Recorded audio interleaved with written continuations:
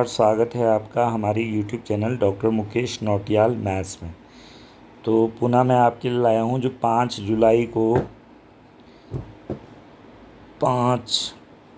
जुलाई 2026 को जो Uttarakhand lecturer mathematics का पेपर हुआ था उसके पेपर 1 का मैं 1 से 40 तक सॉल्यूशन बता चुका था। आज हम बात करेंगे 41 से, है ना, क्योंकि आंसर की आप लोगों को कई चैनल ने प्रोवाइड करा दी है।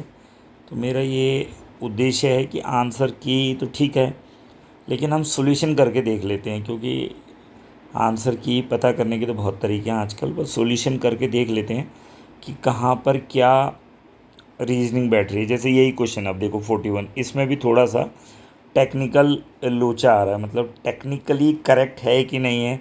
अब वो तो आयोग जब अब ऑब्जेक्शंस लगेंगे तब देखेंगे। जैसे ये देखो क्या कह रहा है, given below the two statement, one is लेवल as assertion and the other is reason.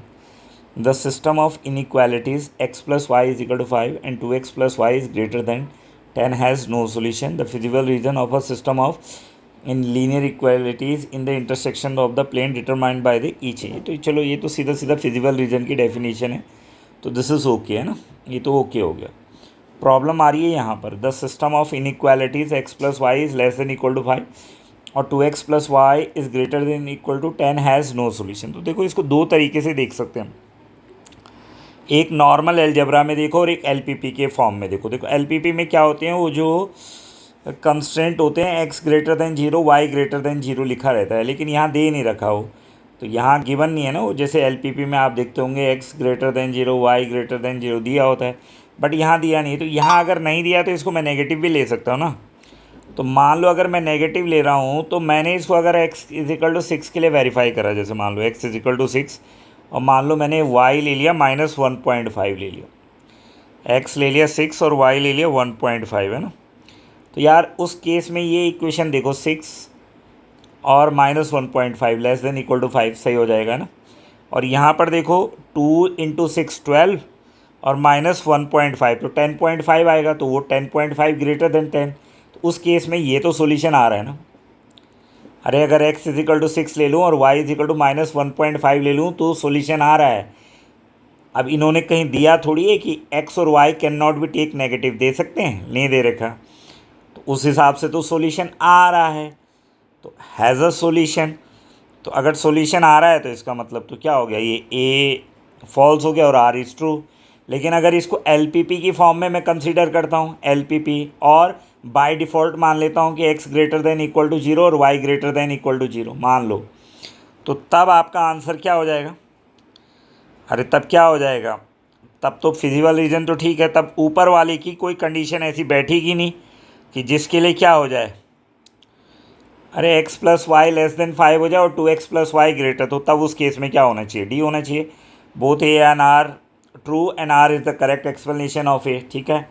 तो अब ये मैं बता दिया, मैंने दोनों तरीके से आपको बता दिया है। तो अब ये भी क्या है, क्वेश्चन डाउट में चला जाएगा, डाउट में चला जाएगा ये क्वेश्चन भी, क्योंकि बाद में चैलेंज होगा ये क्वेश्चन।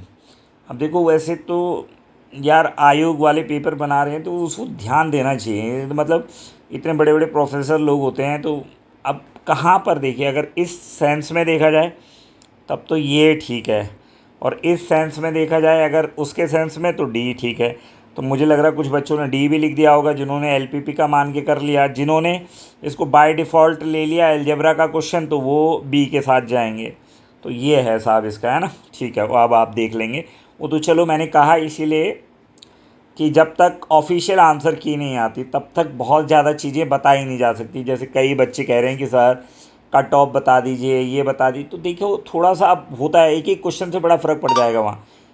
अगर मान लो ऐसे 2-4 क्वेश्चन ऐसे डाउटफुल हो गए जो 2-2 आंसर या कुछ, तो फिर आयोग डिसाइड करेगा जो भी बेस्ट होगा। कुछ आयोग डिलीट भी, क्योंकि अभी हमने जो 1 से 40 तक भी देखा था वहाँ भी एक प्रॉब्लम। अच्छा, और मैं एक चीज़ और बता दूँ, क्वेश्चन नंबर 36 का मैंने आंसर गलत बता दिया था, 5 है उसका आंसर, है ना। ओ सॉरी, गलती हो गई थी मेरे से, जो क्वेश्चन नंबर 36 था उसका आंसर मेरे ख्याल से सी था, 5 आएगा उसका ना। वो मैंने उसको क्या ओपन समझ के 1 और 2 के बीच में कर दिया, जबकि वो क्लोज इंटरवल है तो वो 5 आएगा उसका आंसर क्वेश्चन नंबर 30। किसी ने कमेंट भी कर दिया था तो मैंने वहीं पे लिख दिया था कि हाँ वो गलती हो गई, लेकिन आप लोग चेक कर लेना ना, तब बाद में ऐसा ना बोलना कि यार ये गलत बता दिया, ये गलत बता दिया। तो कोशिश तो कर रहे हैं कि आपको बिल्कुल करेक्ट चीज़ें बता दी जाए ताकि आपको प्रॉब्लम ना हो। यानी ये बहुत ज़रूरी है ना ये डिस्कशन, ताकि आप बाद में चैलेंज भी करें क्वेश्चनों को तो आपके पास एविडेंस होनी चाहिए कि भाई देखो अब जैसे यही वाला क्वेश्चन है 41 तो उसमें चाहिए, तो अब उस तरीके से मैं आपको क्या बता रहा हूँ, आंसर बता रहा हूँ। अब नेक्स्ट देख लेते हैं। Consider the following statement, if A B C are real number such that A is less than equal to B and C greater than A C is less than equal to B C. वैसे ये inequality के question है ना, LPP यानी जो inequality वाला section है वहाँ से वहाँ मतलब, क्योंकि एलपीपी तो वैसे भी पेपर 2 में थी, सिलेबस को देखा जाए तो उस हिसाब से उठाया होगा उन्होंने इनइक्वालिटी के हिसाब से, ठीक है ना। पर क्योंकि फिजिबल रीज़न दे दिया तो फिर वो एलपीपी में भी देख लिया हम लोगों ने। तो A less than equal to B और सी ग्रेटर देन, और ये भी दे रखा 2x+3 लेस देन से x belongs to R then x is -5 to 2। तो select the correct answer code given below. तो यार ये क्वेश्चन जो है, अब a less than equal to B है, c पॉजिटिव नंबर से अगर आप उसको मल्टीप्लाई करते हो तो इनइक्वालिटी को प्रिजर्व रखता है ना, तो ये तो ठीक है।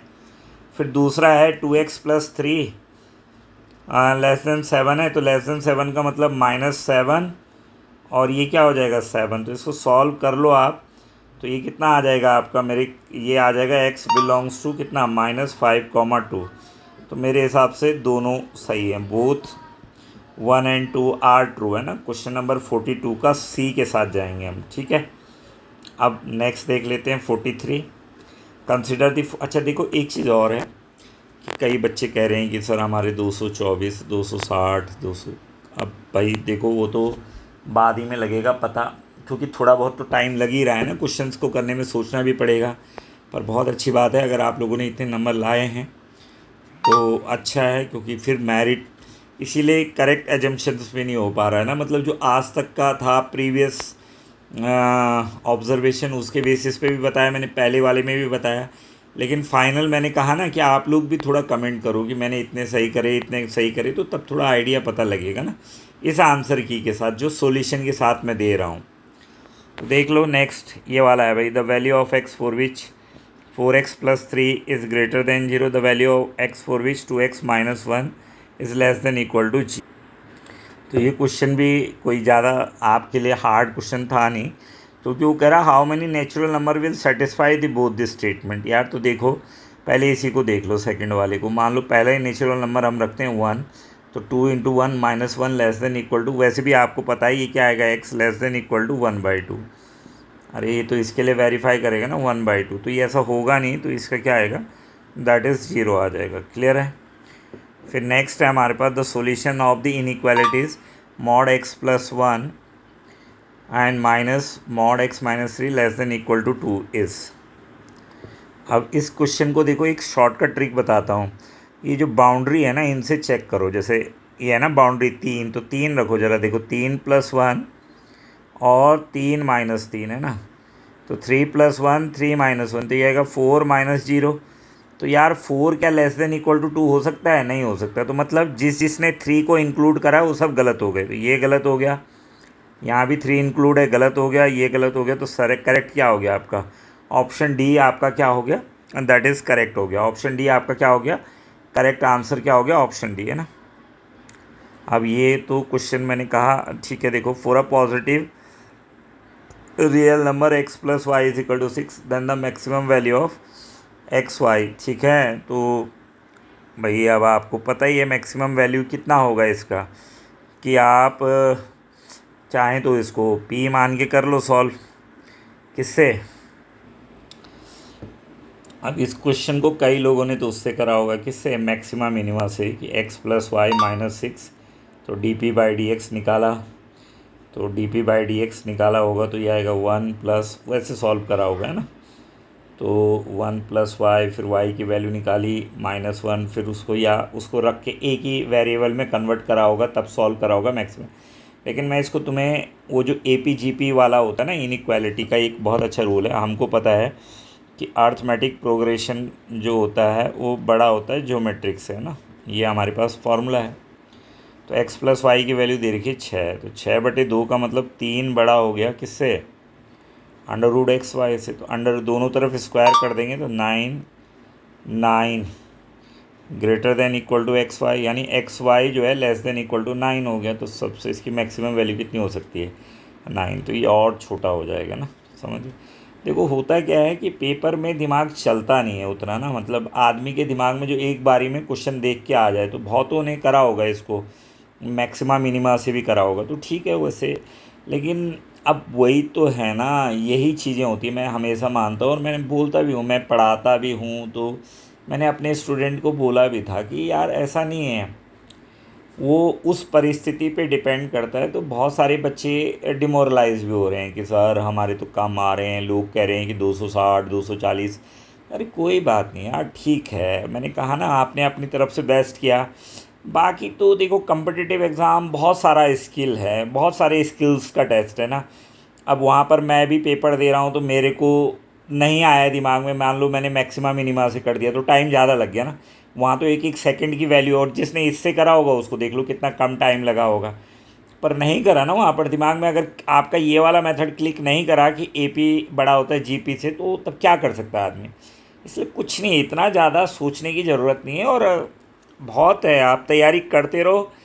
और देखो होता क्या है कि बहुत सारी चीज़ें हैं। अब हम तो आज से, मैं अपना ही बताऊं आपको, तो भाई ठीक है हम लग गए टाइम पे, जॉब लग गए, लेकिन ऐसा नहीं है कि लाइफ में स्ट्रगल होते हैं। आप करते हो, कोशिश करते रहो, है ना। मैं भी तो देता ही हूँ, डिग्री कॉलेज के लिए पेपर दे रहा हूँ लगातार, तो नहीं हो रहा है तो कई सारी चीज़ें होती है। तो ऐसा भी नहीं है कि आप हर चीज़ के लिए वो करो, दोष दो किसी सिस्टम को।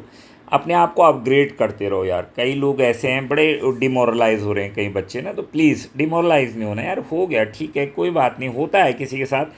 अब वो ये पेपर तो अच्छा था, लेकिन मैं कह तो रहा हूँ किसके दिमाग को कैसा क्लिक कर गया। अब जिसने ये देखा इतना शॉर्टकट कर दिया, तो उसने तो 1 मिनट में कर दिया, और जो लंबे मेथड से गया उसको टाइम लग गया, वो मैक्सिमा मिनी वाले से, ठीक है ना। तो प्लीज़ कोई बात नहीं, आप ठीक है मेहनत करते रहिए, और ऐसा कुछ नहीं है, घबराने की ज़रूरत बिल्कुल नहीं है आप लोगों को। अब नेक्स्ट देख लेते हैं, सॉल्यूशन ऑफ द इनइक्वालिटी।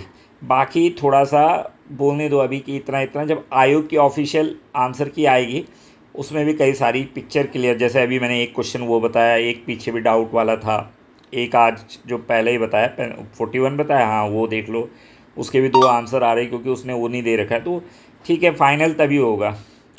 तो अभी ठीक है, लेकिन इसीलिए मैं आपको भी सॉल्यूशन दे रहा हूँ ताकि आपके मन के डाउट्स पूरी तरीके से दूर, और ये ट्रिक भी बता रहा हूँ ताकि आप पॉलिटेक्निक लेक्चरर की आप लोग तैयारी कर रहे होंगे तो वहाँ भी ये सिलेबस में है वो चीज़ें, ये सारा सिलेबस है। इसके अलावा वहाँ कॉम्प्लेक्स है, रियल है, फिर लीनियर वो है, अलजेब्रा है जो बेसिस डायमेंशन वाला होता है, तो वो थोड़ा एडवांस है। किसमें, जो 16 यूनिट है उसमें पॉलिटेक्निक लेक्चरर में। तो अगर आप लोग तैयारी करना चाहते हैं और किसी को रिकॉर्डेड क्लास चाहिए तो मेरे से कांटेक्ट कर सकता है, मेरे पास है उसका रिकॉर्डेड, अभी पढ़ाया था मैंने, ठीक है। पेड बैच अगर चाहिए तो मेरे से कांटेक्ट कर सकते हो। चलो नेक्स्ट देखो, है ना, अब इसका करना है।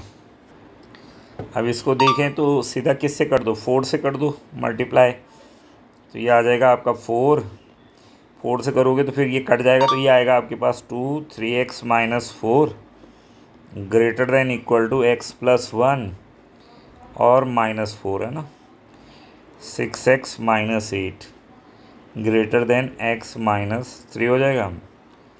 तो ये आ जाएगा आपका कितना, 6x minus x 5x greater than equal to 5, तो x greater than equal to 1। तो ऑप्शन बी ठीक है ना, ऑप्शन बी क्या हो जाएगा, करेक्ट हो जाएगा। देखो अब मैं देखता हूँ कि कुछ लोगों में ना धैर्य भी नहीं होता है, मतलब आप इस वीडियो को, कई इसी को नहीं, मैं किसी को भी कह रहा हूँ, आप कहीं से तैयारी कर रहे हैं, थोड़ा वीडियो देखने का धैर्य रखिए ताकि आगे भी तो ये चीज़ें पूछी जाएंगी ना।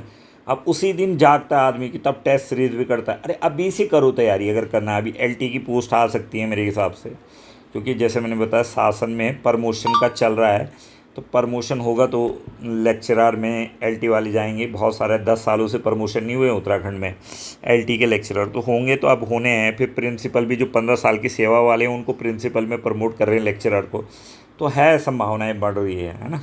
क्या पता यहाँ भी इसमें भी पोस्ट बढ़ जाए। तो कई सारी चीज़ें हैं, तो आप भाई हार नहीं माननी चाहिए, बस मेरा ये मानना है ना। लगे रहो, जिस दिन परमात्मा तुम पे मेहरबान होगा तो कुछ ना कुछ तुम्हारे लिए कर ही देगा भगवान। भाई जो देखो आदमी कर सकता है, अब हम कितनी मेहनत कर रहे हैं, क्या पता हमसे दूसरा कोई और ज़्यादा मेहनत कर रहा है तो उसको फल मिल रहा है। अब जिस बच्चे ने 224, 230, 232 करें तो यार उसके अंदर कुछ तो एक्स्ट्रा होगा ही ना, जो इतने ज़्यादा क्वेश्चन सही कर रहा है। क्यों? क्योंकि इसका मतलब उसके पास क्वेश्चन सॉल्व करने की योग्यता भी है। अब मेरे को ये पेपर है, आते सारे क्वेश्चन हैं, लेकिन मैं खुद ही कर रहा हूँ तो नहीं कर पाया उतने क्वेश्चन ना। क्यों नहीं होता? क्योंकि टाइम के साथ मैनेज बहुत सारा है, आपको टाइम के साथ मैनेज भी करना पड़ता है, तो नहीं हो पा रहा है मैनेज, तो वो एक अलग फैक्टर हो गया। आना ही सब कुछ नहीं होता ना कि आपको सारे क्वेश्चन आ रहे हैं तो आप परफेक्ट हो गए, नहीं नहीं। आते तो ये लगभग सभी को होंगे जो अच्छी तैयारी करके आए होंगे। अब देखिए साहब, ये Rolle's theorem is not applicable for which of the following function, है ना, कि रोलीज थ्योरम इनमें से किस फंक्शन पर एप्लीकेबल नहीं होगी। तो भाई साहब यहाँ तो नहीं होगी F x is equal to 10x पर। क्यों नहीं होगी? क्योंकि इसके बीच में π/2 भी आता है, 0 से पाई। वहाँ पर वो क्या है, डिफ़ाइन ही नहीं है। तो जब डिफ़ाइन नहीं है तो कॉन्टीन्यूस नहीं है। तो यानी रोलीज की पहली जो शर्त होती है, क्या होती है रोल्स थ्योरम की फर्स्ट शर्त, कि भाई क्लोज इंटरवल में क्या होना चाहिए, कॉन्टीन्यूस होना चाहिए। तो ये तो फेल हो गया, ये भी फेल हो जाएगा क्योंकि 0 पे डिफ़ाइन नहीं है, -1 0 की 0 ये। अब तीसरा वाला भी जो है ये भी फेल हो रहा है। कैसे? चलो ये पॉलिनोमियल है तो डिफरेंशिएबल होगा, कॉन्टीन्यूस होगा, पर F A F B check करो ज़रा। एफ ए एफ बी भी होना चाहिए ना रोलीज पर। तो एफ ए एफ बी करेंगे अगर हम चेक, तो यार एफ ए एफ बी अगर मैं चेक करता हूँ तो 2 पर कितना हो गया 4, और 3 पर कितना हो गया बॉस 9। तो एफ ए और एफ बी बराबर होना चाहिए यार। उसके लिए तो यही शर्त है ना, एफ ए एफ बी। रोलीज की तीसरी शर्त तो यही है कि एफ ए एफ बी क्या होना चाहिए बराबर। तो ये कहाँ हो रहा है वेरीफाई? तो भाई साहब ये भी आपका बोनस में चला गया मुझे लग रहा है, ठीक है। अरे समझ रहे हो? अब देखो आयोग इसका आंसर डी दे देगा, आयोग इसका आंसर डी दे देगा। क्यों? Not applicable for the following. तो वो इसको काट देगा, इसको, क्योंकि तो यार इतनी बड़ी मिस्टेक कैसे कर दिया उसने? एलएमबी तो नहीं समझ लिया इसको आयोग वाले ने।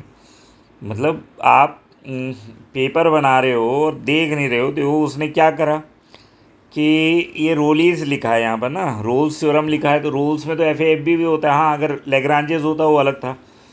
तो वो ये सोचेगा, देखो आप डी देगा, लेकिन ये क्या होगा, चैलेंज होगा। ये क्वेश्चन भी क्या होगा, चैलेंज होगा, क्योंकि आंसर है ही नहीं, तीनों पे नहीं है ना वो। अरे तीनों पे नहीं है, ठीक है। अगर देख लो, अगर बाकी लोगों को किसी को कुछ लगता है तो कमेंट कर देना, ऐसा कुछ नहीं है। मैं जितना समझ पा रहा हूँ मैं उसके हिसाब से बता रहा हूँ।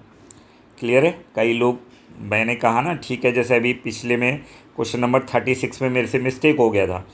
तो ऐसा कुछ नहीं यार, हो जाता है गलती, हम भगवान नहीं है, कोई गलती सबसे हो जाता है। बट जो मेरा नॉलेज कह रहा है, आई थिंक इसका आंसर होना चाहिए क्या, फर्स्ट, सेकंड और थर्ड। वो दे नहीं रखा जो बेस्ट आंसर है, तो ये भी क्या होगा, चैलेंज। तो देखो तीसरा क्वेश्चन आ गए, कितना हो गए, 3 हो गए ना अभी तक। एक मेरे ख्याल से जो मैंने फर्स्ट 40 बताए थे उसमें वो डोमेन वाला, फॉग वाला जो था वो ख़राब था दे रखा, उसमें 1 पॉइंट नहीं दे रखा था, 3 नहीं दे रखा था, क्या नहीं दे। फिर दूसरा जो मैंने अभी बताया, और तीसरा ये हो गया, तीसरा ये वाला भी हो गया, ठीक है। अब ये है 48, तो ये तो सबको ही पता है, साइंस 6 से एनसीईआरटी का क्वेश्चन है। तो के बराबर क्या होना चाहिए, तभी होगा जब के बराबर क्या होगा 6, और इसको सीधा ही कर लो आप। अरे साइंस 6x/6 है तो वो सीधा लगा के सॉल्व कर लेना। या तो इसको 6 बना लेना, साइन 6x, तो 6 से मल्टीप्लाई करोगे 6, फिर ये 1 हो जाएगा तो 6 आएगा। तो के बराबर कितना होना चाहिए, के बराबर 6 पर ये क्या हो जाएगा, कॉन्टीन्यूस। तो इसका आंसर, तो यानी इसका तो आंसर डी हो जाएगा ना, डी हो जाएगा। ठीक है बॉस? अरे यार ठीक है, कहीं गड़बड़ हो यार तो बता देना, ठीक है ना। मतलब आप लोग भी अपनी राय ज़रूर दीजिए, और मैं तो प्रयास कर रहा हूँ कि आप लोगों को अच्छे से बता बतू के, ताकि आप लोगों के बाद में चैलेंज करने के लिए भी हो जाए। सब लोग चैलेंज करोगे तभी आयोग को पता लगेगा। वैसे आयोग ने इतनी ज़्यादा गलतियाँ करना नहीं चाहिए, पर 3 तो हम ही ने पकड़ लिया अभी। और अभी पेपर 2 अलग से डिस्कस करूँगा, और पेपर 1, पेपर 2, और ये सारे क्वेश्चंस आपको पॉलिटेक्निक में भी हेल्प करेंगे, क्योंकि पॉलिटेक्निक का सिलेबस भी यही है। ऐसे ही तो है पॉलिटेक्निक का भी, है ना, उसमें भी मैथ्स आनी है, और ये सारा हाई जो लेक्चरर का है। हाँ बस कुछ चीज़ें ऐड है उसमें, जैसे कॉम्प्लेक्स में फिर एडवांस कॉम्प्लेक्स है ना, एनालिटिक फंक्शंस भी है, रेसिड्यू भी है, सिंगुलैरिटी भी है, वो सारी चीज़ें हैं उसमें। फिर ऐसी उसमें रियल एनालिसिस में इनफाइनाइट सीरीज़ और बाउंडेड अनबाउंडेड सारा कुछ है उसमें ना। और ऐसी फिर लीनियर अलजेब्रा है, तो उसमें बेसिस डायमेंशन सारा है, तो वो भी पढ़ना है वहाँ। एलपीपी में भी वहाँ एडवांस है, सारा है, ट्रांसपोर्टेशन प्रॉब्लम भी है, असाइनमेंट प्रॉब्लम भी है। तो तभी मैं कह रहा हूँ अगर आप लोगों को किसी को मेरे कोर्स के साथ जुड़ना है तो 9897544379 पे मुझे डायरेक्ट कॉल करो और मैं आपको बता दूंगा, है ना। अगर पेड कोर्स, वैसे मैं इस पे भी कराऊंगा, यूट्यूब पर भी कराऊंगा, ऐसा नहीं है कि सारा वही यूट्यूब पर भी है। काफ़ी तो यूनिट करा भी रखी है मैंने उसमें, क्योंकि पहले मैंने पॉलिटेक्निक ही शुरू किया था, तब बीच में वो कोर्ट केस के कारण स्टे लग गया था, फिर लेक्चरर में चले गए थे हम लोग। तो ये तो आई थिंक यार डिफ्रेंशिएशन का है, तो आप डिफ्रेंशिएशन कर।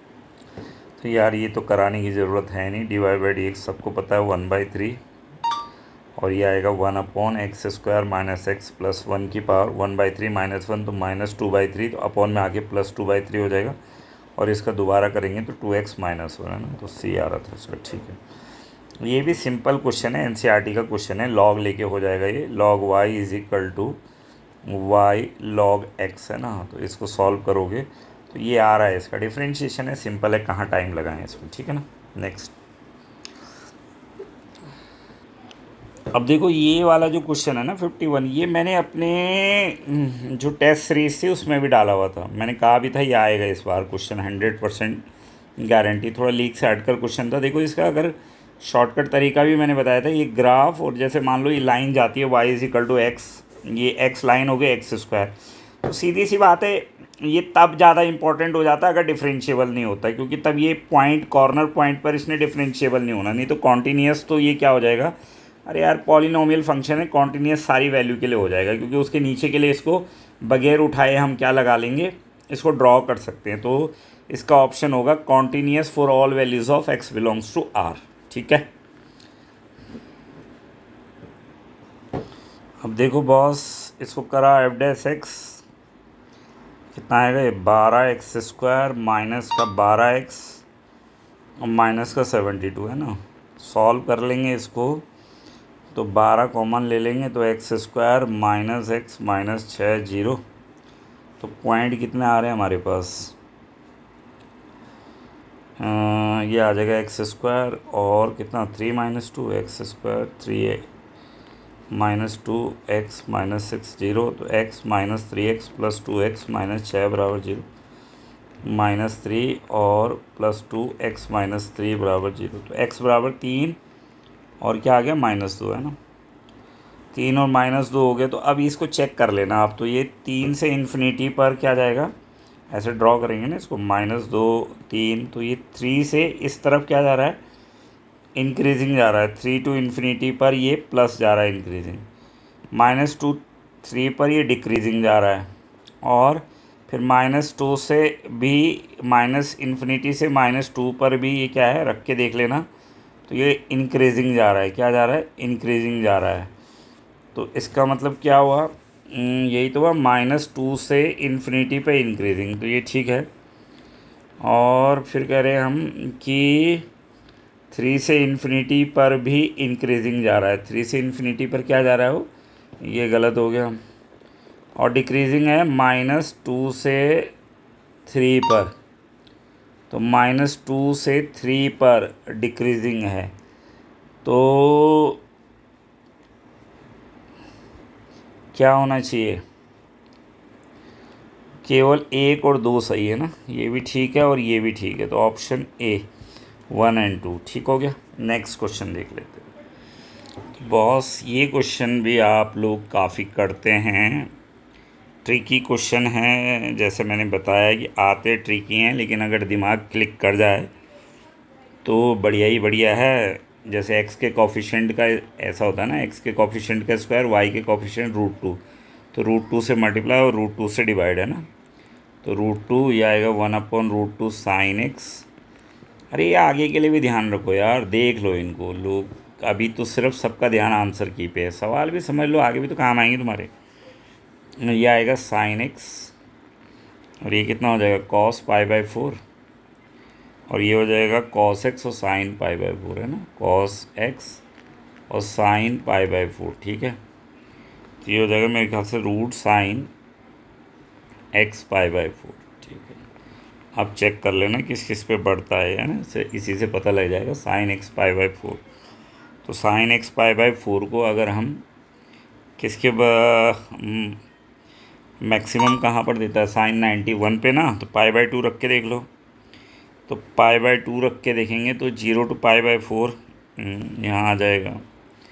यहाँ रख के देखो 3π/2 पर भी तो 5π/4 आता है ना, 3π/2, क्योंकि 3 गुणा गए 180/2 ना, कितना हो गया 90, 0 270 है ना। हाँ, तो वहाँ पर भी आता है ना 90 आएगा। ये भी ठीक है और ये भी ठीक लग रहा है मेरे को, क्यों? तो ऑप्शन बी लग रहा है मुझे, 1 2 3 बी लग रहा है, 1 2 3 π/4 पर π/4, ठीक है। 0 to π, ठीक है। 5π से 2π/4 पर इंक्रीजिंग, यहाँ क्या हो रहा है, ये डिक्रीजिंग हो रहा है, डिक्रीजिंग हो रहा है ना। 5π/4 पर डिक्रीजिंग हो रहा है और इस पर इंक्रीजिंग हो रहा है और इस पर इंक्रीजिंग हो रहा है। अब फिर हमें पता है कि 5π/4 के बाद ग्राफ बढ़ ही रहा है, तो ये डिक्रीजिंग अपने आप गलत हो जाएगा। तो मेरे हिसाब से तो ये होना चाहिए ना। फिर भी देख लेना, अगर कहीं किसी को लग रहा है कि काउंटर उसने ज़्यादा बेटर तरीके से किया है तो मुझे बता देना यार, कोई दिक्कत नहीं है ना, ठीक है। ऐसा कुछ नहीं मानता मैं कि ठीक है कि कोई गलत हो गया, कुछ हो गया, ऐसा कुछ नहीं है। आपको जहाँ जो सही लगता है अपनी राय ज़रूर दीजिए आप लोग, ठीक है ना।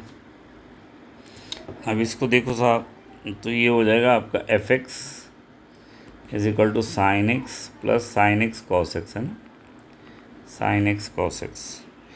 तो डिफ्रेंशिएट करोगे f'(x), तो ये आएगा हमारे पास cos x, और sin x cos x को सॉल्व करेंगे तो लगभग ये बनेगा, ये बन रहा है शायद cos² x minus sin² x, है ना, ठीक है। ये बनेगा तो f'(x) 0 निकाल लो तो पॉइंट आ रहे हैं, ये ठीक है। x π/3 पर ये देगा मेरे ख्याल से, कितनी वैल्यू देगा, 3√3/4 देगा। रख के देख लेना ना इस पर। अब मिनिमम देगा इस पर कितनी, पाई रखेंगे हम तो 0 और 1 - 1 1 - 1 0 हो जाएगा। 1 - 1 क्या हो जाएगा, 0। तो मेरे हिसाब से तो इसका ये होना चाहिए, क्या, कौन सा ऑप्शन, दोनों, सी, बोथ 1 and 2। मैं कह रहा हूँ ना सी काफ़ी सही था यार, सी बोथ 1 and 2 होगा इसका आंसर, है ना। 54 अब है 55।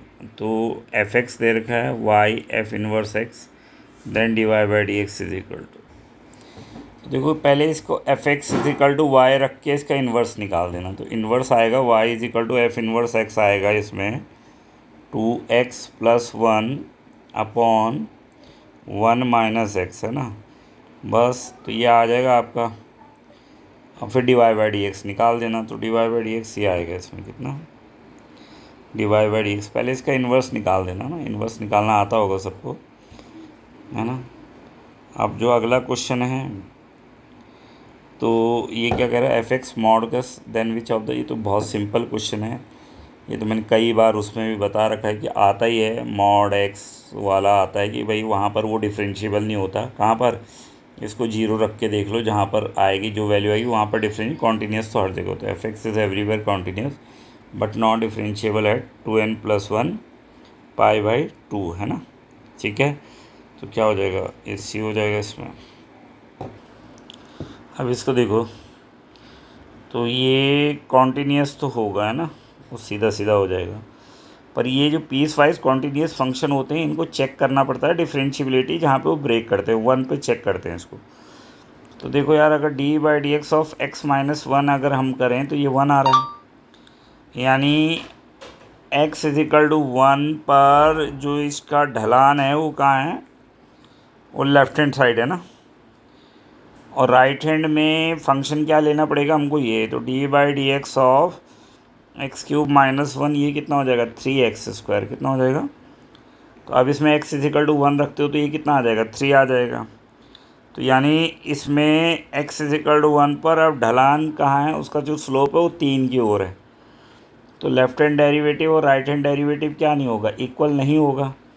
तो ये डिफरेंशिएबल f(x) इस डिफरेंशिएबल नहीं होगा एट x = तो ये सिर्फ ये वाला ऑप्शन सही है कि f(x) is continuous at x = 1, only 1 सही होगा। ये वाला नहीं है कि f(x) इज़ डिफरेंशिएबल। अब देखो होता क्या है कि हम लोग अधिकतर ये मान के चलते हैं कि ये पॉलिनोमियल फंक्शन है तो आंख बंद करके सी ऑप्शन लगा दिया। कई लोग तुक्का भी लगाते हैं तो सी पे लगा देंगे, क्यों, क्योंकि उनको लगता है कि पॉलिनोमियल फंक्शन है। तो भाई जब पेपर में वो क्वेश्चन दे रहा है तो कुछ सोच समझ के देगा वो थोड़ा सा, तो क्रॉस चेक करना पड़ता है। तो 57 का क्या हो गया, दैट इज। अब है हमारे पास 58, 2y = x + 3 tangent line to the curve this the point the consider the following statement। अब इसको देख लो, y³ बराबर था ax² + b और if 2y = tangent to the line this curve at the point. तो इस पे पहले ये 1 2 रखो यार। तो 1 2 रखोगे तो ये आएगा 2 का क्यूब, a 1 का स्क्वायर प्लस b। तो यहाँ से आ जाएगा तुम्हारे पास a + b = 8, a + b = 8 आ गया। तो यानी a + b = 8 आ गया। अब हमें a और b निकालना है। तो a और b निकालना है तो इसका स्लोप निकाल लो 2yx + 3 का। तो कितना आएगा ये y 1/2, यानी m आ गया 1/2। इसका स्लोप कितना आ गया 1/2 आ गया। और फिर इसका स्लोप भी निकाल लो। इसका स्लोप निकालोगे तो कितना हो जाएगा, ये हो जाएगा 3y² और dy/dx = हो गया 2ax। अब रख दो 1 2, तो 3 और 2 दूनी 4, तो 12 dy/dx और 2ax1 है ना। तो dy/dx आएगा 2 से 6 a/6। अब dy/dx हमने निकाल ही रखा है क्योंकि दोनों के स्लोप बराबर हैं। तो 1/2 = a/6, तो 2, तो a = 3 आ गया। a बराबर कितना आ गया 3। अरे a = 3 आ गया तो b निकाल लो। अब जब a + b कितना 8 है तो b कितना हो जाएगा 5। तो ये 1:1 आ रहा है तो वो आ नहीं सकता, तो ये वाला तो गलत हो गया। नहीं हो गया, गलत हो गया ना। अरे ए बी तो 3:5 आएगा ना, तो गलत हो गया। दूसरा देख लो 3b - 5a, तो 3b - 5a, तो 3b है यानी 15 ये ठीक हो रहा है यार, है ना। और ये 5b में मैंने 25 और 3a यानी 9, 25 में से 9 गया, 25 में से 9 गया, 16 ही आएगा। तो ये भी ठीक हो रहा, 2 और 3 है ना। तो 2 और 3 सही है, ऑप्शन सी। आसान सा प्रश्न था ये, क्यों। 2 और 3 आर करेक्ट, ऑप्शन सी 58 का सी। अब 59 है। अब ये तो सीधा ही है।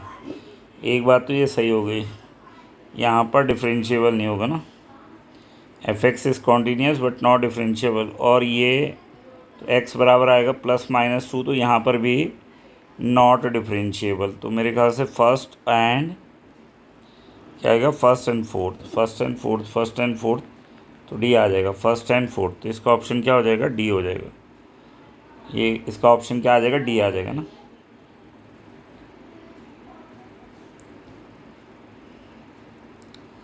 अब यार ये क्वेश्चन रिपीट हो गया, देखो पीछे आ रखा था ना। अरे पीछे आ रखा था तो जो सी आया था जिसका आंसर वही है ये। अरे इसको ऐसे ही तो लिखोगे x⁴y, तो ये रिपीट हो रखा तो वही आंसर आ जाएगा। लेकिन यहाँ पर डी लिखा हुआ शायद, पीछे आ रखा है ये क्वेश्चन। देखो आप पीछे कराया था मैंने अभी डिफरेंशिएशन में, सेम क्वेश्चन रिपीट है तो यही आ जाएगा y x⁴ log लेके। तो ये आ रहा है, यहाँ डी आ रहा है इसमें ना, वही है वो सेम क्वेश्चन है। अब आगे देख लो 61। अब देखो इसको शॉर्टकट करना था पेपर में कि आपको ये देखना है, जैसे ये भी है ना, तो लेग्रांजेस थ्योरम, चलो रोलिस तो करोगे तो f' x c 1/2 आ रहा है। लेग्रांजेस चेक करो। लेग्रांजेस क्या होती है, F B minus F A upon B minus A is equal to F dash C होता है। तो एफ बी यानी यहाँ हो जाएगा F two minus F one upon two minus one, और एफ डैश सी कितना हो जाएगा, टू सी। तो एफ बी कितना हो जाएगा, ये आएगा 4, और ये आएगा कितना, 1/1, और ये आएगा 2c। तो 2c इज इक्वल टू कितना आएगा, 3। तो c आ गया 3/2, c आ गया 3/2। और b जो मिला रखा है उसने, वो किससे मिला रखा है, c कितना आया, 3/2 यानी 1.5 आया। तो यानी b को किससे मिलना चाहिए, 1.5 से मिलना चाहिए ना।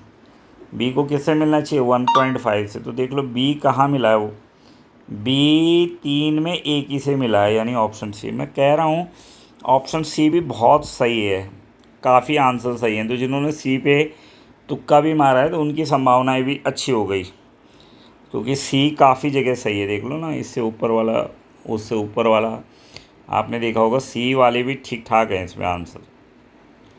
तो एक ही करने से हमको पता लग गया कि इसका आंसर क्या होगा, सी हो गया ना। The set of point where the function 2x minus 1 sine x is differentiable is. तो ये तो ठीक ही हो जाएगा ना, ये मॉडुलस पे होता नहीं तो इसको हटा दो, तो इसका क्या आ जाएगा, बी आ जाएगा आंसर, यानी 1/2 को छोड़कर बाकी जगह। तो ये वाला क्वेश्चन एनसीईआरटी का क्वेश्चन है, रटा रटाया क्वेश्चन है, सबको पता है, एनसीईआरटी में कराते ही रहते हैं हम लोग ना। ठीक है, सीधा हो जाएगा बना के इसको। फेमस क्वेश्चन है ये, मिसलीनियस एक्सरसाइज में है। तो -1/1 + x² है, इसको बनाना पड़ेगा थोड़ा फंक्शन को, है ना, इधर ले जा लेना। क्या करना है, जैसे x √1 + y, फिर ये हो जाएगा -y, अंडर स्क्वायरिंग करोगे, फिर एक तरफ x वाले करोगे, फिर y का फंक्शन बनाओगे। टेक्निकल क्वेश्चन है, फिर सॉल्व कर लोगे। ठीक हो गया। ये वाला भी मुझे लग रहा है कि आई थिंक सिंपल ही है क्वेश्चन, क्यों, तो ये आपको ले कोई दिक्कत तो इसमें होनी चाहिए नहीं। तो यही हो जाएगा, इसका dy/dx करोगे आ जाएगा ना। फिर आगे बढ़ते हैं। अब क्या कह रहा है, for a right angle triangle if the sum of the length of hypotenuse and a side is kept to be a constant, तो x + y is equal to k। यहाँ से y की वैल्यू निकाल लो, कितनी आएगी, k-x। तो perpendicular अगर हम निकालेंगे तो कितना हो जाएगा, y² - x²। तो y की जगह रखोगे k - x² और -x, सॉल्व करोगे इसको तो ये आ जाएगा हमारे पास कितना, k² + x² - 2kx - x² से कट जाएगा, तो k² - 2xx। तो अब उसने क्या कहा, then order to have a maximum area of the triangle the angle between the hypotenuse and the side is. ठीक है, तो a² क्या हो जाएगा, x², और ये आ जाएगा कितना, k² - 2kx। इसको सॉल्व करेंगे हम, डिफरेंशिएट करेंगे और तब रखेंगे, तो ये आएगा a² प्रोपोर्शनल टू दिस। तो ये आ जाएगा हमारे पास कितना हो जाएगा, k² x² - 2kx³। अब इसको डिफरेंशिएट करेंगे तो ये कितना आ जाएगा, 2k² अपनी जगह रहेगा x, और ये आएगा 6kx²। तो यहाँ से x आ गया k/3, तो y भी निकाल लो। फिर y कितना आ जाएगा, x k - k/3 यानी 2k/3। तो cos थीटा कितना हो जाएगा, बेस अपॉन हाइपोटेनियस। तो बेस/हाइपोटेनियस यानी k/3 और 2k/3 कट जाएगा 1/2। तो थीटा कितना आएगा, 60 डिग्री। थीटा कितना आएगा, 60 डिग्री आ जाएगा। ठीक है, ये भी तुम्हारी एनसीईआरटी का क्वेश्चन है यार, x - 1 x - 2 x - इसको इंटू करेंगे, फिर LMBT लगाएंगे, तो सीधा ऐसा बनना है, इसने करके देख लेना, 3² - 12c + 8 इज इक्वल टू 0।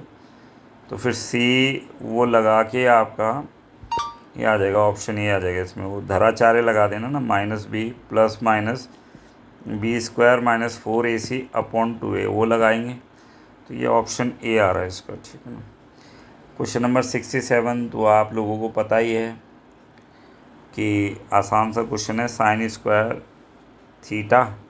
तो साइन स्क्वायर क्या होता है, ये हो जाएगा d/dx, और साइन इनवर्स एक्स का होता है 1 माइनस, ये हो जाएगा कॉस स्क्वायर एक्स, फिर ये होगा साइन स्क्वायर एक्स, साइन तो ये साइन एक्स हो जाएगा, और इसका अलग से करना है तो ये भी साइन एक्स आएगा ना, कॉस एक्स का माइनस कट जाएगा तो -1 आएगा इसका, ठीक है। कितना आएगा, माइनस का। अब ये है साहब आपके पास, अब ये है देखो, not satisfy Rolle's theorem, differentiable नहीं होगा तो कहाँ से सेटिस्फाई करेगी, Rolle's theorem need to be differentiable. तो सही है, ये दोनों सही है, और ये इसका करेक्ट एक्सप्लेनेशन है ना, क्यों। अब ये था the slope of the curve 2y² ax² b at -1 then a and b are respectively. तो सॉल्व कर लोगे, इसका स्लोप निकाल दोगे तुम, इसका स्लोप कितना होगा 2, ये आएगा 4, ये आएगा ना 2, जो 2y आना है तो 4y dy/dx is equal to कितना हो जाएगा, ये आएगा 2ax, फिर 1 - 1 रख देना, तो x की जगह 1 और y की जगह वो कितना है -1, तो ये आ जाएगा आपका dy/dx कितना हो जाएगा, dy/dx हो जाएगा, सॉल्व कर लेना इसको। वैसे इससे शॉर्टकट ऐसे ही कर लो ना, सीधा 1 - 1 रख लो इस पर, क्यों, तो 2 × -1 का स्क्वायर 1, a × 1 का स्क्वायर 1 प्लस b, तो देखो a प्लस b बराबर आएगा 2, है ना। अब चेक कर लो किस में वेरीफाई हो रहा है, इसमें तो हो नहीं रहा, 0 1 नहीं हो रहा, 1 0 नहीं हो रहा, 2 0 हो रहा है, और 2 0 हो रहा है, और 0 2 भी हो रहा है, लेकिन 2 0 भी हो रहा है और 0 2 भी हो रहा है। तो अब आपको स्लोप देखना पड़ेगा ना, फिर स्लोप देखना पड़ेगा, तो स्लोप से फिर हो जाएगा कितना, dy/dx कितना आ रहा था हमारा, ये आ रहा है dy/dx कितना था, 2ax अपॉन 4y, फिर इसमें वैल्यू रखेंगे हम 1 - 1, तो ये आएगा 2a और -4, तो यहाँ से आ जाएगा माइनस के a/2, और dy/dx कितना दे रखा, -1, तो a बराबर 2 हो जाएगा, तो ये आ गया, फिर c कितना आएगा, c आ जाएगा इसका आंसर, है ना।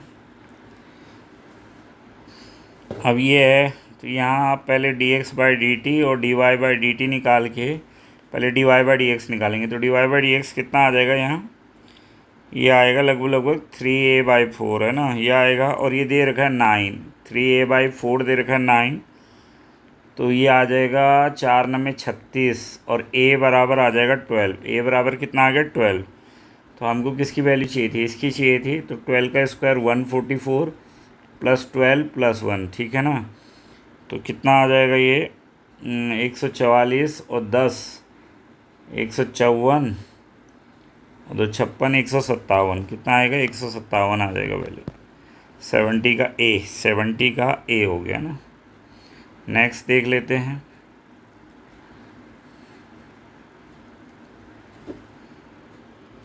अब देखो Lagrange mean value theorem applicable when function F x only when F A, तो ये तो उसकी है कंडीशन, किसकी, ये तो रोलीज की है ना, F A is equal to F B, किसकी है, रोलीज की है, तो मेरे हिसाब से तो ये स्टेटमेंट गलत होना चाहिए, if a function F satisfy all condition Rolle's theorem Lagrange. तो देखो रोलीज में क्या होता है, कॉन्टीन्यूस डिफरेंशिएबल, लैग्रांजेस के लिए भी कॉन्टीन्यूस डिफरेंशिएबल चाहिए होती है ना, लेकिन अब तीसरी शर्त होती है, तो उसके लिए क्या है, तो इसका मतलब ठीक है ये कि if F X satisfies all condition of Rolle's, तो रोलीज की कंडीशन तो इंक्लूडेड है ही उसमें लैग्रांजेस में, तो क्या होना चाहिए इसका आंसर होना चाहिए ओनली 2।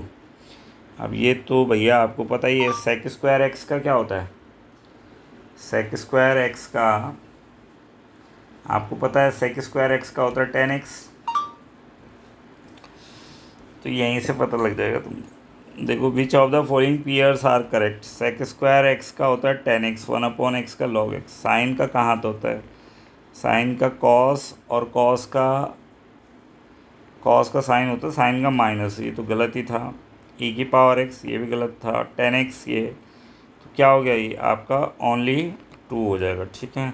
फिर यहाँ भी आइडेंटिटी का खेल है, तो बस एक फार्मूला आपको पता होना चाहिए कि आपके पास पता है आपको, ये भी आइडेंटिटी बेस्ड क्वेश्चन है, इसका सीधा आंसर है ना, सबको पता है प्रॉपर्टी ये होता है, ये करोगे तो आ जाएगा, ये वाले का ये होगा डी 1/x², तो इसका ये 3 होगा, का 3 होगा, तो ये है इसका आंसर सी 73। अब है 74, विच of the following option is odd on out regarding the fundamental theorem of integral calculus, की जो फंडामेंटल थ्योरम है उससे कौन सा ऑड वन आउट, ये है ये नहीं है, ये निकालने का एक तरीका है इंटीग्रेशन बाय पार्ट्स, ठीक है, ये निकालने का एक तरीका है, ये फंडामेंटल थ्योरम से जुड़ा हुआ नहीं है। तो विच of the odd one out, तो ये ऑड वन आउट हो गया, सी हो गया इसका, ठीक है। फिर है 75,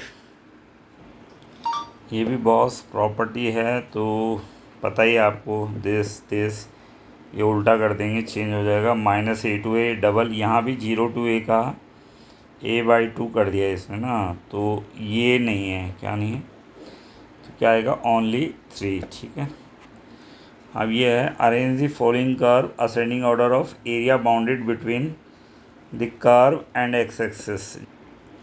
अब ये है तो इसको तो सीधा सीधा करो, 0 to x x/dx, 0 to 1 x² dx और 0 to 1 √x dx, तो यही आ रहा है इसका शायद ना, क्या आएगा कि सबसे जो कम एरिया आएगा वो इसका आएगा, किसका, y(x²) का, फिर उससे ज़्यादा एरिया आएगा y(x) का, और सबसे ज़्यादा एरिया आएगा y√x का, तो ये वाला ऑप्शन ठीक हो गया इसका ना, ठीक है।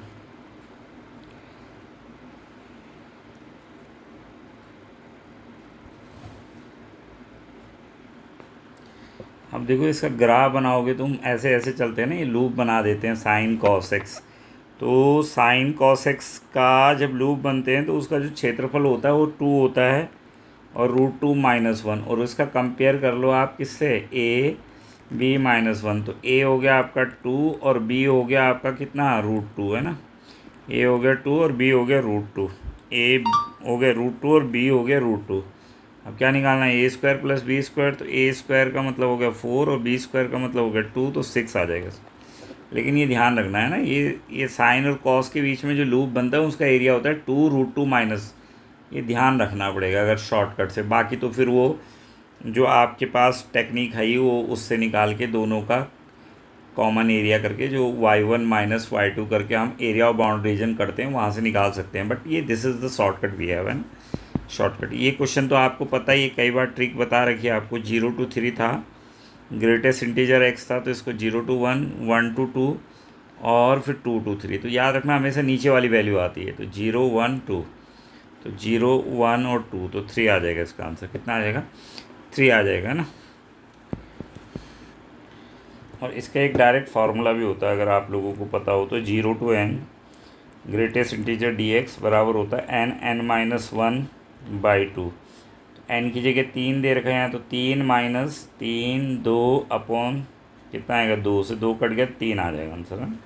ये याद रखना, ग्रेटेस्ट इंटीजर काफ़ी काम आएगा तुम्हारा, n(n-1/2), n(n-1/2), 0 to n, और अगर ये ग्रेटेस्ट इंटीजर फंक्शन है तो n की जगह वो हो जाएगा जो अपर लिमिट है ही यहाँ 0 to n है ना, तो n की जगह क्या है, 3 है, तो डायरेक्ट भी निकाल सकते हैं आप, ठीक। अब ये देखो, ये तो सीधा फार्मूला है, लेकिन changing the value of the definite integral, देखो कह रहा है चेंजिंग द वेरिएबल, अगर आप वेरिएबल चेंज करते हैं तो value of the definite integral भी चेंज हो जाती है, तो ऐसा होता नहीं है, क्योंकि आपको पता है अगर डमी वेरिएबल लाते हैं तो लिमिट चेंज कर दो तो लास्ट में वैल्यू वही आ जाती है। अरे यार जैसे फंक्शन बदलते हो ना आप, एक्स का टी, ठीक है, तो इसका आंसर क्या होना चाहिए, ए ट्रू और आर इज़ फॉल्स, है ना, ए ट्रू और आर, देखो मैं कह रहा हूँ सी काफ़ी सही थे आप, जो सी के साथ तुक्के पे भी गए हैं उनका भी ठीक ठाक बन ही जाएगा, क्यों हैं। अब इसमें देखो x-2 को आपको क्या ले लेना, टी स्क्वायर ले लेना है ना, और x बराबर आ जाएगा t² + 2। फिर लिमिट बदल देना, x बराबर 3 तो t बराबर 1 आएगा, x बराबर 5 तो t बराबर √3। सोल्व करोगे तो ये आएगा इसका आंसर 2√3। और ये तो बहुत कॉमन क्वेश्चन है, आपको पता ही है, कैंसिलेशन लॉ से होगा, पीछे भी फार्मूले में दे रखा था, तो ये 10x आएगा इसका आंसर। 81 का क्या आएगा, 10x। सिंपल, ये तो याद ही होगा आप लोगों को, sin 2x। अभी काटेंगे फाटेंगे। कैंसिलेशन लॉ जो होता है e⁻fx, पता है आपको, एक e कट जाता है ऐसे करके, कैंसिलेशन लॉ है ये, तो ये आएगा इसका। तो 81 का क्या हो जाएगा, ए हो जाएगा। ठीक है, अब ये क्वेश्चन फिर रिपीट हो गया, पीछे ही था ना, अभी करा था हमने, x² x³ √x, वही तो है, उसके हिसाब से लगा देना आंसर। तो ए आ रहा है इसका। ठीक है ना, जो पीछे करा था अभी कि x सबसे ज़्यादा किसका आया था, √x का आया था, है ना, सबसे, तो यहाँ सबसे कम x³ का आ जाएगा शायद, किसका आ जाएगा, सबसे कम x³ का, फिर x² का, फिर x का, फिर √x का, है ना। अरे सबसे कम आएगा x³ x², फिर x, फिर √x, ये आ जाएगा इसका 82। ये फिर प्रॉपर्टी बेस्ड क्वेश्चन है, इसमें 1 और 3, तो इसका ऑप्शन सी। कह रहा हूँ ना, जिन्होंने सी मारा हुआ है, तो ये भी आयोग की एक गलती है कि अधिकतर क्वेश्चंस के आंसर सी हैं। ऐसा होना नहीं चाहिए, क्योंकि इससे मन में डाउट आता है कि कहीं किसी को बता रखे हों कि जो थोड़े लीक से हटकर क्वेश्चन है उनके सी कर देना। और आप देख भी रहे होंगे जो वैसे प्रश्न हैं उनके सी आ रहे हैं, आंसर नहीं आ रहे, तो ये भी ध्यान देने वाली बात है। फिर 84, ये तो यार फार्मूला ही है सीधा, है ना, इसको इंटीग्रेशन निकालना था आपको, तो इंटीग्रेशन क्या है, सीधा कर देना था ये आपको। क्या x² + 1 बनाओगे, x² + 1 है ना ये, तो नीचे -1 है, तो -1, तो +1 और ऑलरेडी 1 है, अपॉन x² -1, तो ये हो जाएगा x² -1 अपॉन x² -1, और ये हो जाएगा 2 अपॉन x² -1। ठीक है, तो ये कट जाएगा, तो x, फिर ये आएगा x² अपॉन x² -1, तो इसका हो जाएगा कितना, तो ये आ जाएगा यार, इसका सिंपल ही था ये ना। ठीक होगा, ये भी सिंपल था। लेवल ए असर्सन रीज़न दे रखा, sin 5x पता है हमको 0 होता है, ये प्रॉपर्टी है इसलिए 0 होता है ना, तो मेरे हिसाब से क्या है, बोथ ही and R true, R is the correct explanation of, क्या हो जाएगा, ए, क्योंकि पता है ऑड फंक्शन, ये प्रॉपर्टी होती है ना हमारे पास, -a f(x) dx = 0। लेकिन ये 0 कब होता है, जब f(x) कैसा फंक्शन हो, ऑड फंक्शन हो। चेक कैसे करते हैं, f(-x) = -f(x) आ जाए, और इवन के लिए क्या करते हैं, f(-x) अगर f(x) आ जाए तो वो इवन फंक्शन होता है, तो अगर ऑड हो गया तो 0, अगर इवन आ गया तो फिर आपको पता है 2 0 to a f(x) dx formula लगाते हैं ना। ठीक है, ये तो बहुत सीधा इंटीग्रेशन है, cos x कॉमन लेके कर लेना, फिर t है, t मान लेना, क्या हो जाएगा, cos x लोगे तो 1 - sin² x का है ना, -π/2 to π/2, cos x कॉमन लोगे तो ये आएगा 1 - cos² x और dx, फिर 1 - cos² x का हो जाएगा कितना, sin² x, तो ये हो जाएगा sin x, और अंडर रूट में रहेगा cos x और dx, फिर इसको t मान के और लिमिट बदल के, तो 2/3 आ जाएगा इसका, है ना। अगला है, क्या कह रहा है, the area bounded by y = ex, y axis and the line y = u। तो y एक्सिस और y = e के बीच में अगर करोगे तो इसका आएगा 1² यूनिट, कितना आएगा, 1² यूनिट। कैसे सॉल्व करना है, देखो क्या दे रखा है, 1 to किसके बीच में, e के बीच में, तो क्या हो जाएगा, x dy हो जाएगा, 1 to e, तो x ay, तो ये log y हो जाएगा ना, क्योंकि y = है e⁻x, अरे y = कितना है, e⁻x, तो log y = हो जाएगा x, तो x की जगह कितना आएगा, log y, और dy सॉल्व करोगे तो 1² यूनिट आएगा इसका। ये तो भाई साहब प्रॉपर्टीज़ थी आपके पास, तो प्रॉपर्टीज़ लगानी है तो लगा दी होगी आपने, तो sin² x का a का b हो जाएगा, और टेन स्क्वायर एक्स को लिखोगे सेक स्क्वायर माइनस एक्स, तो बी का 1 हो जाएगा ना, बी का क्या हो जाएगा 1 हो जाएगा। तो देख लो एक ही जगह था बी का 1, तो ये आंसर आ जाएगा तुम्हारा, है ना। फिर प्रॉपर्टीज़ है 89 क्या है, विच of the following pair is not correctly matched, कौन करेक्टली मैच नहीं है ये देखना है आपको। तो ये टी माना तो ऊपर वाला आ जाएगा, ठीक है। तो मेरे ख्याल से ओनली 1 जो है करेक्टली मैच नहीं है, क्यों, केवल ये नहीं है, बाकी तो ये करेक्ट ही जुड़े हुए हैं, ये करेक्ट जुड़े हुए हैं, तो ओनली 1 आ जाएगा इसका क्या, ऑप्शन ए, ऑप्शन ए। अब ये तो सिंपल किसका क्वेश्चन था, अर्थमेटिक प्रोग्रेशन का था। टी एन दे रखा है इन्होंने, कितना दे रखा है, सम दे रखा है। तो आपको पता ही है कि सम आपको पता हो तो टी एन निकाल लेते हो आप, क्या एस एन माइनस 1 है ना, एस एन माइनस 1, फिर वैल्यू वूल्यू रख लेना, फिर यहाँ से टी एन निकल जाएगा, तो टी एन में फिर 20 रख के T20 T10 इनकी वैल्यू निकाल के सॉल्व करेंगे मेरे हिसाब से। तो कितना आ रहा है, 1/√3 आ रहा है। इसको चेक कर लो एक बार अगर डाउट है मन में। तो एस एन कितना है, 4n² + 5n, और ये आएगा 4n-1 का स्क्वायर और +5n-1 है ना। तो ये कितना हो जाएगा आपका, 4n² + 5n² और -4, ये आएगा n² + 1 -2n और +5n-5, ये आ गया 4n² + 5n माइनस का 4n² माइनस का 4 + 8n, और ये आ जाएगा माइनस का 5n + 5n, ये कट जाएगा, ये भी कट जाएगा, 8n और 5 में से 4 गए 1, तो कितना आ रहा है ये, टी एन आ रहा हमारे पास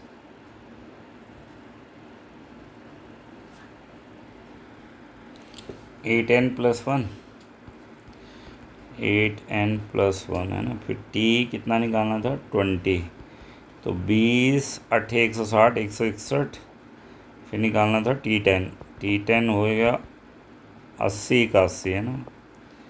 ये माइनस करना है, तो 1 में से 1 गए 0, 16 में से 8 गए 80 आएगा ये, है।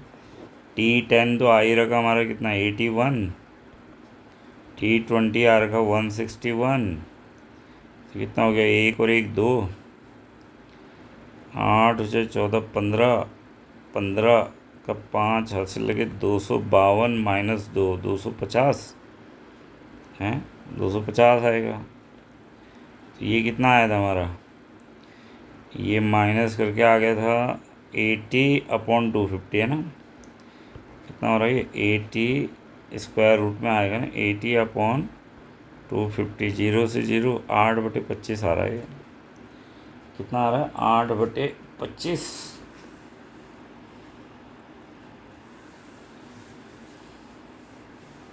ठीक है, स्क्वायर रूट में वो भी। तो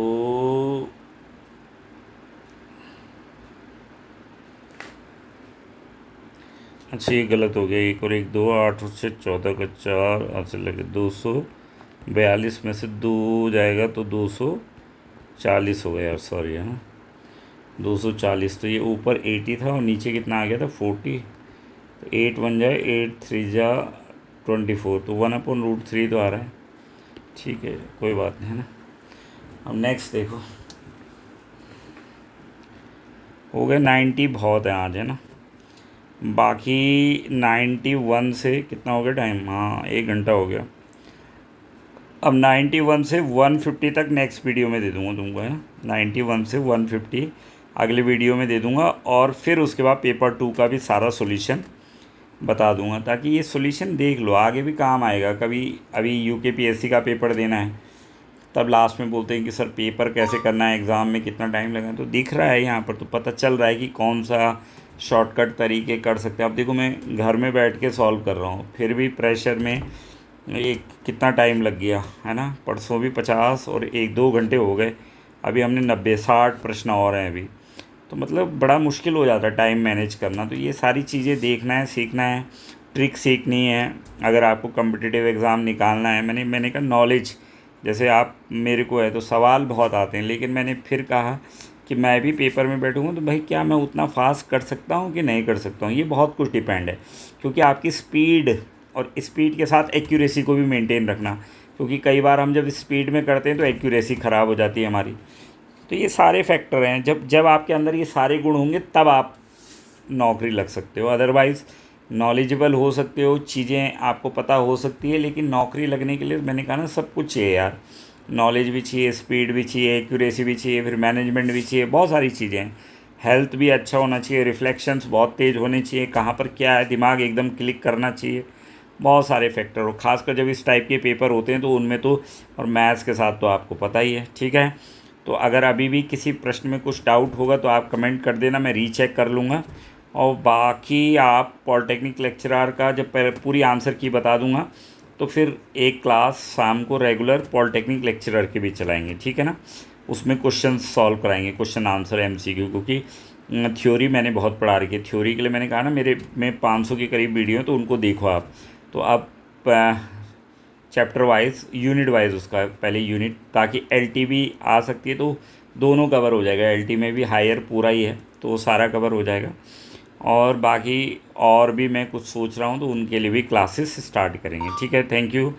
और मैंने कहा आप लोग अगर कोर्स से जुड़ना चाहते हैं पॉलिटेक्निक के कोई भी, तो मेरे को कांटेक्ट कर सकते हैं 9897 पर, डॉक्टर मुकेश नौटियाल। ठीक है, ओके, थैंक यू। मिलते हैं नेक्स्ट वीडियो में, बाय। तब तक टेक केयर।